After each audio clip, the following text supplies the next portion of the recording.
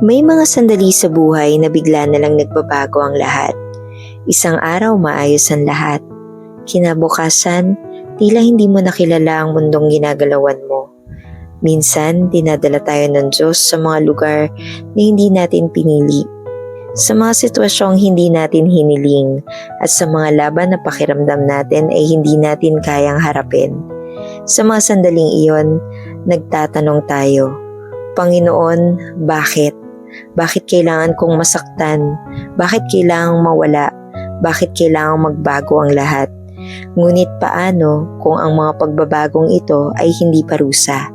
Paano kung ito ang paraan ng Diyos upang ihanda ka sa mas dakilang layunin?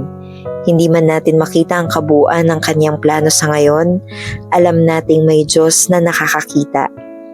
Nakikita ang katapusan bago pa man magsimula ang ating kwento. Kaya kapag tila magulo ang lahat, huwag mong bitawan ang iyong pananampalataya. Patuloy kang magtiwala dahil ang Diyos ay hindi kailanman nagkakamali ng direksyong tinatahak para sa iyong buhay. Maaaring binabago niya ang iyong landas dahil inihahanda ka niya sa mga pagpapalang higit pa sa iyong inaasahan. Magtiwala ka